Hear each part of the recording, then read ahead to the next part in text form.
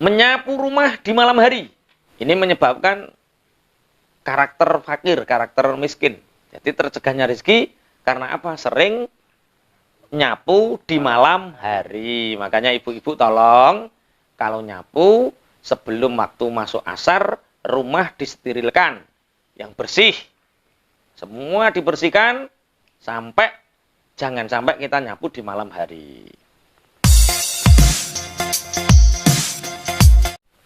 Yang pertama, tema kami adalah beberapa hal atau banyak hal yang menyebabkan orang itu tercegah dari rizki. Kemudian di season kedua nanti, kita akan menerangkan memulai usaha bermodal 3M. Memulai usaha bermodal 3M. Yang pertama adalah, apa saja hal-hal yang menjadikan rizki kita itu tercegah.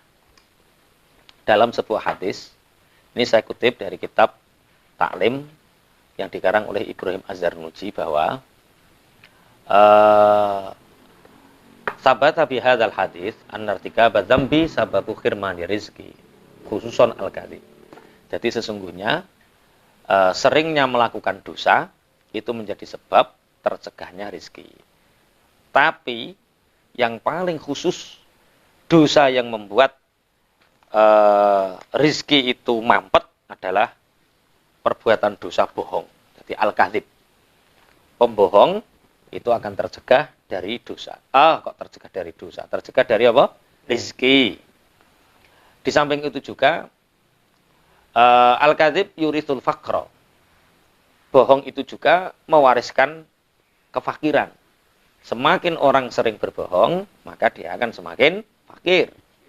Semakin dia semakin sering berdusta, maka rezekinya akan semakin terputus. Artinya, seorang pengusaha pantang sekali untuk berbohong. Seorang pengusaha pantang sekali untuk berdusta. Jujur. Harus bersikap jujur. Kemudian, waqad warada fihi haditsun khasun. Wa kadza naumus subhah yamna'ur rizqa. Begitu juga ada hadis yang sangat khusus sekali. Apa itu? Tentang hadis-hadis yang menerangkan tentang subuh. Tidur di waktu subuh. Keterangannya yaitu tidur di waktu subuh itu mencegah rizki. Ini jadi tolong hindari tidur setelah subuh. Ini nanti karena ini saking banyaknya tak baca artikelnya saja, tak baca makhotnya saja. Nanti tanya jawab season pertama tidak digabung dengan season kedua, setelah itu baru gabungan. Yang selanjutnya, jadi yang pertama adalah bohong, yang mencegah rizki, yang kedua adalah tidur setelah subuh. Wa kathratun naumi turithul faqra. Di samping tidur setelah subuh, banyak atau sering tidur itu juga menyebabkan fakir. Jadi jangan terlalu sering tidur. Pagi tidur, siang tidur, sore tidur, malam tidur. Urip kok entek nggo turu. Urip kok entek nggo turu. Nah, ya bener, banyak tidur itu menyebabkan fakir. Tapi ada lagi sesuatu yang diakibatkan karena banyak tidur di samping tusul faqra wa faqrul ilmi aidon. Juga orang yang sering tidur itu fakir ilmunya. Artinya fakir ilmunya itu tidak bisa diajak untuk belajar. Makanya ada satu syair, wakilah ini dari Sayyidina Ali, wakilah dari yang lain, yaitu jangan kalian perbanyak tidur. Sururun nasi fi lubsil libas wa jam'ul ilmi fi tarkin nu'as. Bahagia sekali orang yang bisa memakai pakaian dan mengumpulkan ilmi itu di dalam meninggalkan ngantuk. Jadi wong nek sering ngantukan ya ora oleh ilmu, wong nek iso nganggo pakaian sing apik iku ya iso ayem. Tapi begini, jadi orang itu harus orangnya baik walaupun pakaiannya baik. Bisa jadi pakaiannya baik, orangnya baik tapi pakaiannya tidak baik.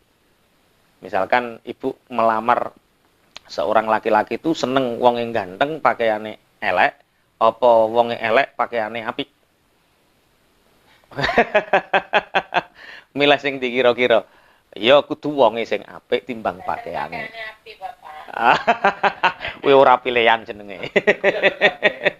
Iya.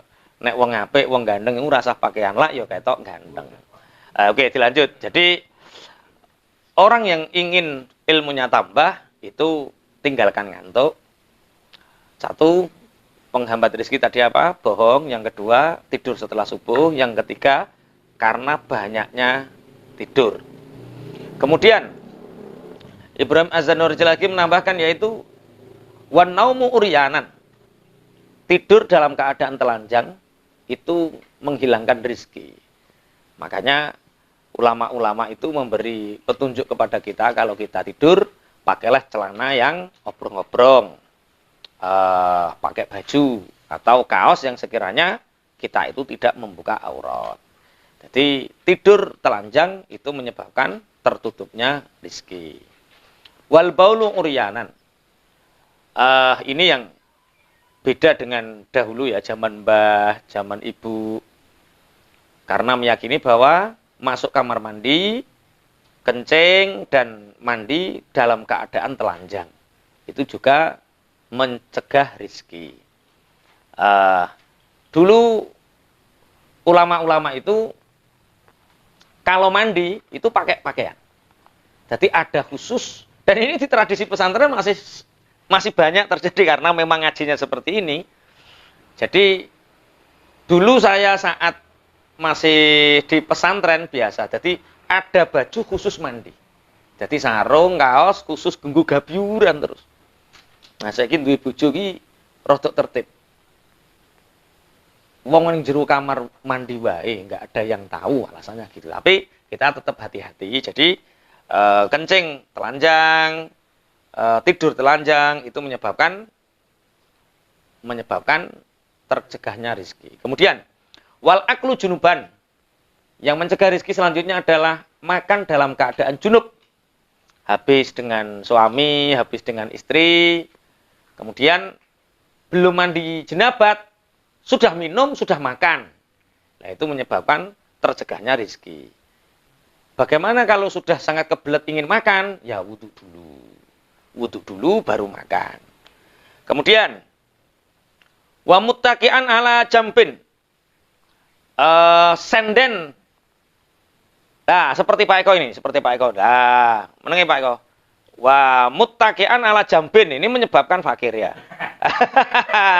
Posisi seperti ini, maksudnya senden bisa jadi tangan di belakang satu, bisa jadi tangan di depan satu, bisa jadi senden yang muttaqian ala jambin. Jadi senden yang sasiseh. Lah, wis plek Pak Eko tadi. Nanti senden di satu sisi. Nah, itu menyebabkan fakir. Rizkinya tercegah. Walah. Kemudian watahawanu bisikotil maidah. Yang mencegah rizki lagi adalah meremehkan jatuhnya makanan. Jadi kalau makan itu sekiranya habis dan bersih resik sampai ke tulang-tulangnya. Maksudnya sampai butir yang terakhir. Meremehkan butiran-butiran nasi yang tercecer itu menyebabkan tercegahnya apa? Rizki.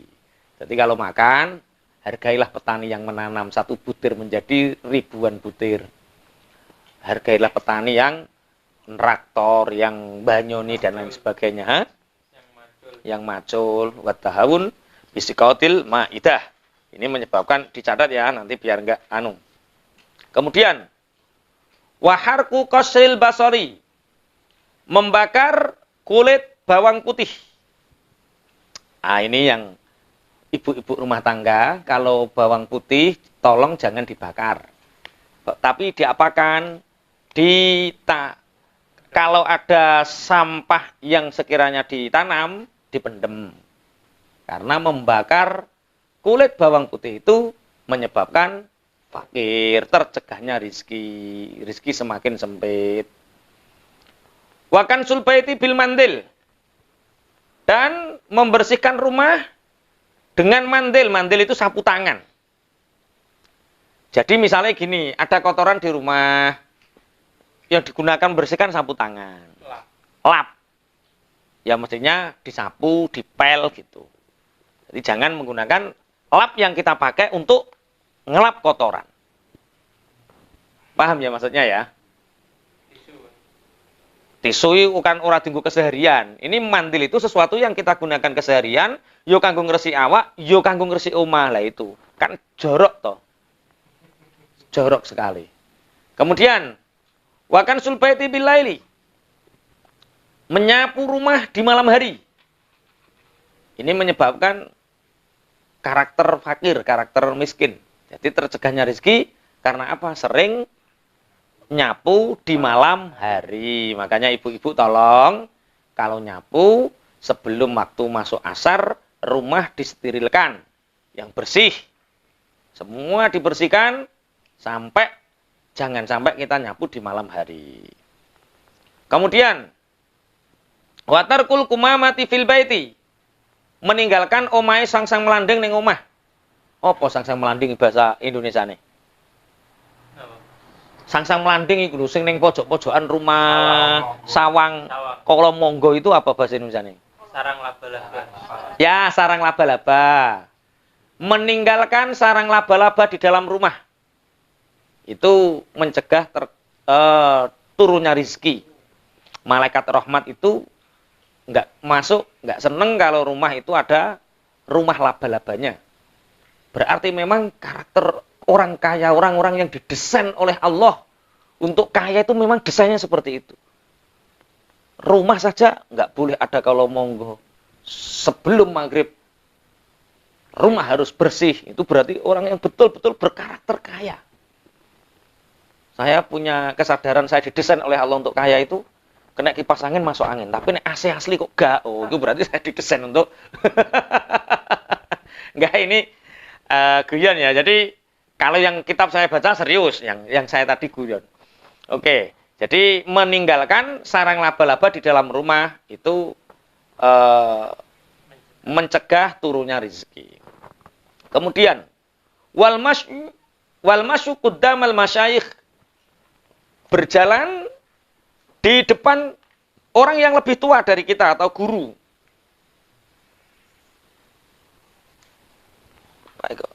Berjalan di depan guru, berjalan di depan masyayikh, orang yang lebih sepuh.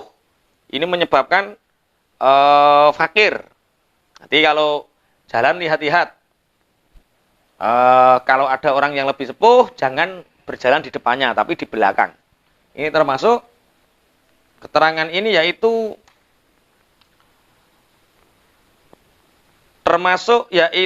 istri yang berjalan di depan suaminya.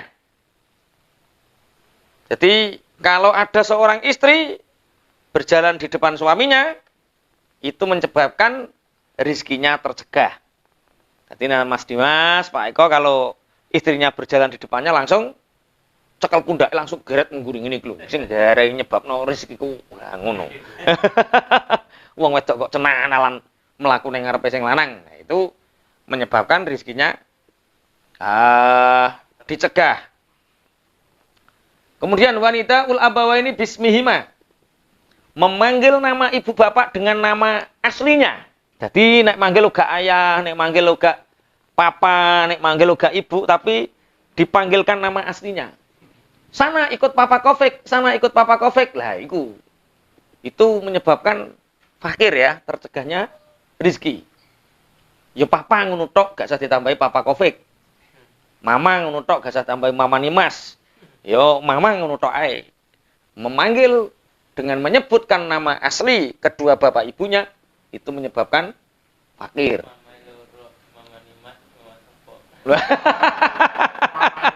Iya biasanya kan begitu ya. Terus mamane loro, mamane Mas karo mama sapa ngono. Ya, wal khalalu bi kulli khosyabatin. Apa selilit iku apa jenengane? Nyelan-nyelani untung nganggo selilit itu apa namanya? Selilit. Bahasa Indonesia ini selilit ya. Hah? Nah, menggunakan tusuk gigi dengan semua kayu. Misalkan wayah di dapur dicukup nggus lilit, wayah apa lah itu nggak boleh. Kalau ya sembarangan menggunakan tusuk gigi. Nah, itu tusuk gigi itu harus yang tusuk gigi itu. Kalau sembarangan itu menyebabkan tercegahnya apa? Rezeki. Wa ghuslul yadi bitini wat turab. Membasuh tangan dengan debu dan linet. Jadi biasanya membasuh itu ya membersihkan tangan itu harus dengan sabun, harus dengan sesuatu yang sekiranya lebih bersih. Tidak menggunakan yang berbau turab dan tin, yaitu linet karo lebu. Lah iki sing anu. Wal julusu 'alal atabati. Duduk di atas atabah. Kalau atabah itu artinya yaitu apa? Yo, centelane lawang lho apa? Bahasa Indonesia apa? Lah ngono lho. Beranda ya. Duduk di beranda pintu. Jadi pas duduk ning tengah-tengah lawang. Ya, duduk pas di tengah-tengah pintu. Itu menyebabkan rizkinya tercegah. Kemudian wal ittika wala ahadi zaujayil bab. Ini juga senden di salah satu daun pintu. Jadi nek dek meng duduk pas ning tengah-tengah lawang, tengah pintu, nek saiki jadi ini pintu, sini pintu, kita di tengah seperti ini ya. Menghadap ke salah satunya. Kemudian sing nyegah rezekiku sak mene kae cah. Masya Allah. Wat tawaddu'u fil mabrozi. Apa artinya mabrozi di situ Mas Dimas? Hah? Bukan, sebelumnya. Wudu di tempat orang buang hajat. Jadi wudunya di tempat kakus. Di kamar mandi. Jadi makanya kan hukumnya makruh kan seperti itu. Karena bisa mencegah rizki. Jadi kalau wudu ya di luar, kalau membersihkan di kamar mandi. Jadi wudu bebersih di mabros kamar mandi. Wa khiyatatu thawbi ala badanihi. Menjahit pakaian di badan yang masih dipakai. Ora dicoplok langsung didondomi. Wah, iki kacau. Ini menyebabkan fakir. Heeh. Wa tafiful wajhi bithawb. Ngelapi wajah dengan pakaian yang digunakan. Ngono. Ngene, iku menyebabkan fakir. Sapu tangan yo duwe, tisu yo duwe. Wa tarku baitil ankabut fil baiti padha iki. Meninggalkan rumah sang-sang melanding di dalam rumah.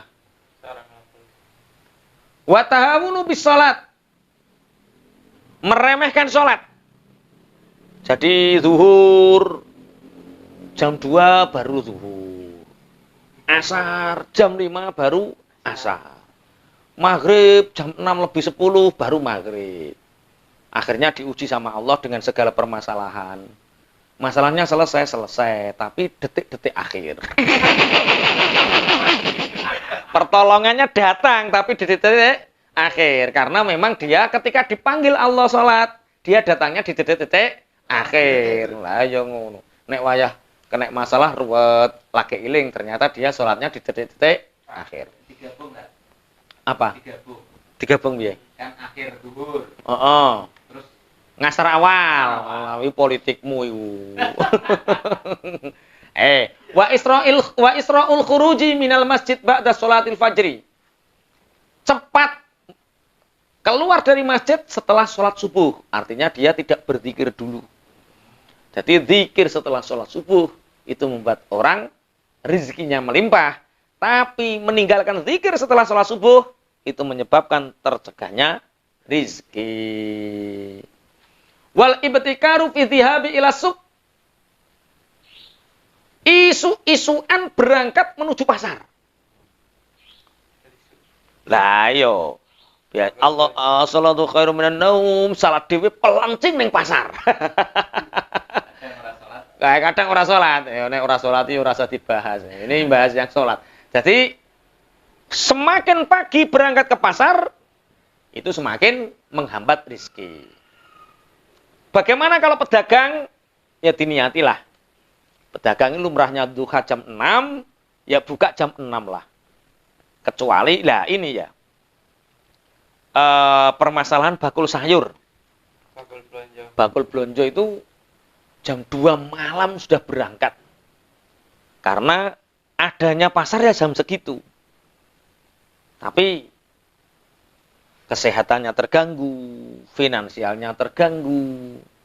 Mungkin keberkahannya di dalamnya itu yang menyebabkan. Jadi itu kalau pedagang ya. Kalau tidak pedagang, kalau kita ingin ke pasar ya semakin siang semakin baik. Misalkan pasar adanya jam 6 ya, nunggu duha dulu. Kemudian kita berdoa la ilaha illallah wahdahu la syarikalah, lahul mulku wa lahul hamdu yuhyi wa yumiitu wa ala kulli syai'in qadir 3 kali baru masuk pasar. Insyaallah setan-setan pasar itu podo setruk kabeh. Maksudnya setan yang mau mengganggu kita itu udah setruk dewi-dewi. Dilanjut. Kemudian wal ibta'u firruju'i minhu, dan enggan untuk keluar dari pasar. Wes kadung mlebu pasar ning KDS, wes mlebu pasar ning mall misalkan, keluar kok enggan. Nah itu menyebabkan wis rezekine kalong tenan akeh tenan niku. Ya semakin di dalam pasar ya semakin banyak yang terbeli. Tapi mboten ini karakter ya. Ini yang kita bahas adalah karakter orang-orang yang rizkinya tercegah. Wa syira'u kasiratil khubsi minal fuqara as-su'ali. Menjadi penadah orang-orang pengemis yang menjual roti kering atau corok ini beras elek-elekan. Jadi menjadi penadah para pengemis. Itu menyebabkan hidup kita akan fakir. Pengemis dikasih karak, dijual ke kita. Pengemis dikasih beras, dijual ke kita. Ini menyebabkan kita menjadi orang yang fakir. Wa du'a usyari 'alal waladi, mendoakan keburukan terhadap anak. Ini Masya Allah, banyak cerita tentang bagaimana anak yang merasa baik punya masalah dengan ibunya dan ibunya itu mendoakan buruk. Yang punya efeknya 2. 1, ibunya sendiri fakir. 2, anak yang sebenarnya baik punya dampak dari ibu yang tidak baik menjadikan fakir. Makanya ibu tolong kalau ngomong sama anak jangan doa-doa yang buruk. Anak sampean kok senengane jajan, nek ning bakul diceluk, orang nggawa dhuwit, ya aja dilokke sing gak genah. Kok pinter nak, gak nggawa dhuwit kok iso tuku nak, wis bakat dadi menteri ekonomi nak. Ora kok bocah nakal sak piturute enggak. Jadi doanya orang tua yang buruk kepada anak itu bisa mengakibatkan rizki ibunya tersendat, rizki anaknya juga tertutup. Kemudian watarku takhmiril awani, meninggalkan membersihkan tempat yang sudah digunakan. Misalkan gelas habis digunakan tidak segera dicuci. Kotorannya masih ada di situ, dibiarkan beberapa hari baru mau dipakai baru dicuci. Itu menyebabkan tercegahnya rezeki. Piring yang habis dipakai nggak segera dicuci, itu menyebabkan tercegahnya apa? Rezeki. Ternyata menikah dengan wong wedok koproh itu berakibat besar terhadap kehidupan kita. Makanya didik wanita-wanita kita, istri kita untuk tidak hidup koproh. Bismillahirrahmanirrahim. Kemudian wa itfa'us siraji bin nafsi, kemudian mematikan api dengan mulut, meniup dengan tiupan mulut. Jadi misalkan ngono ki lho apa?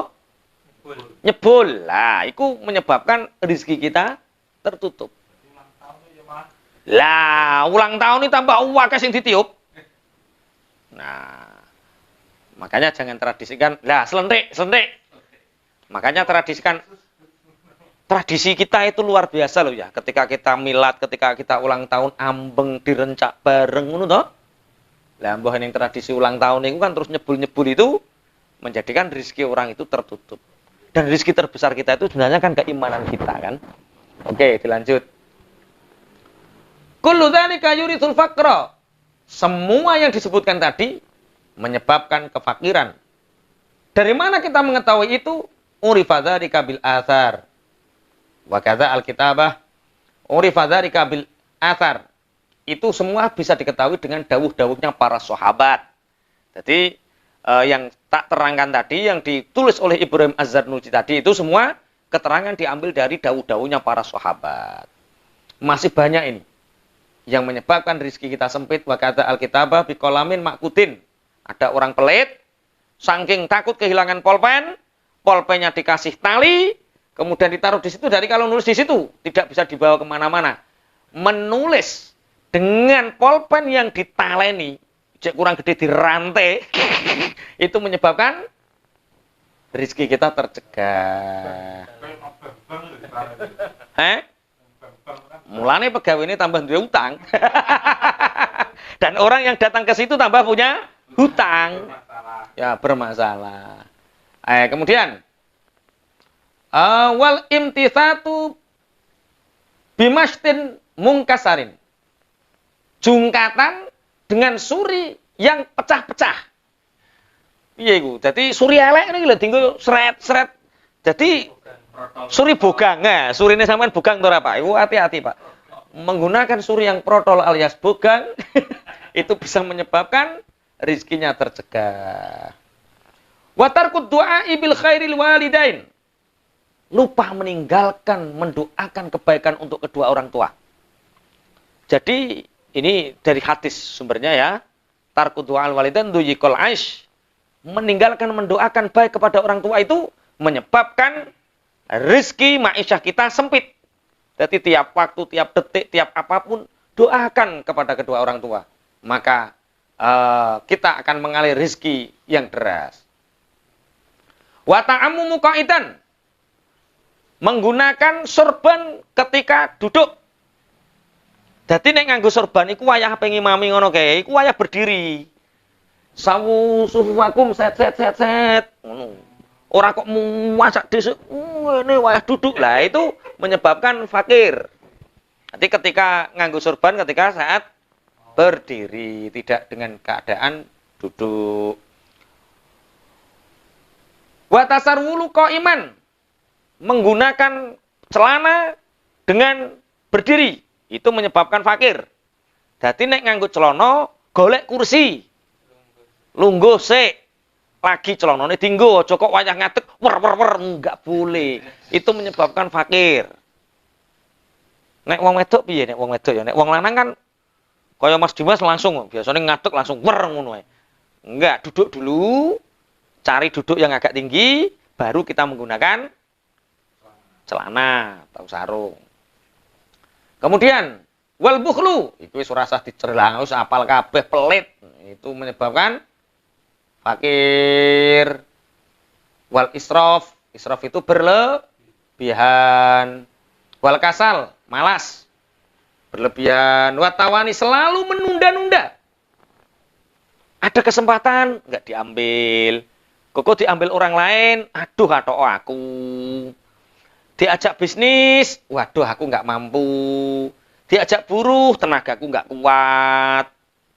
Diajak ngajar, waduh ilmuku nggak cukup. Wah.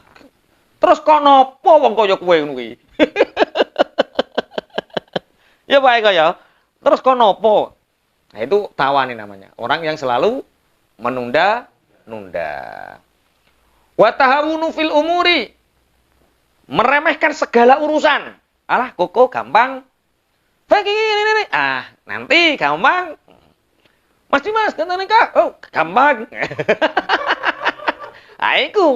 Itu menyebabkan tertundanya apa? Rizki. Kullu dzalika yuritul faqra. Semua itu menyebabkan fakir. Qala Rasulullah sallallahu alaihi wasallam, Rasulullah bersabda, "Istangzilu ar-rizqa bis sadaqah." Turunkanlah rizki dengan bersedekah. Wal bukuru mubarakun yazidu fi jami'in ni'ami khususan fir rizki.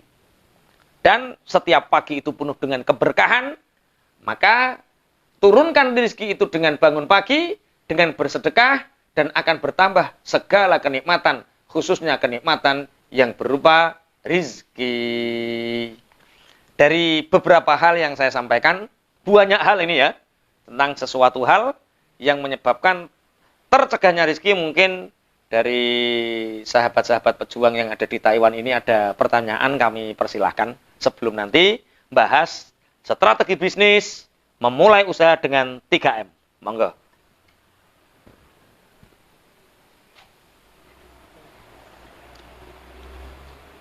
Tiga pertanyaan saja, maksimal 3 pertanyaan, ya. Ya, terima kasih. Mau menanyakan ini apa ya ini? Sebelumnya asana oneng. Adio. Ya, Allah Akbar.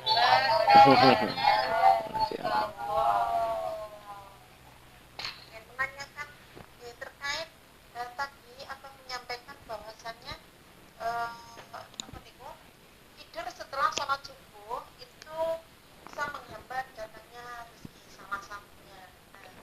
Nah, apa nih, tidur setelah subuh niku apakah bisa dibilang lebih baik yang ya bukan lebih baik apa ya ini sing bangkong kali dengan tidur tidur kesiangan dengan orang yang tidur setelah subuh itu apakah memang yang lebih baik sing bangkong niku tak yo baik. Yo, bandingno kok barang sing ora banding iki ya. Tapi kadang tuntutan pekerjaan juga yang maksa kita tidur sehabis subuh itu. Ya, terkait dengan hal itu karena kan ya memang mungkin kita yang ada di sini ya pasien kadang napa nggih tidur jam 3 pagi itu baru ada yang tidur jam 2 pagi baru bisa tidur.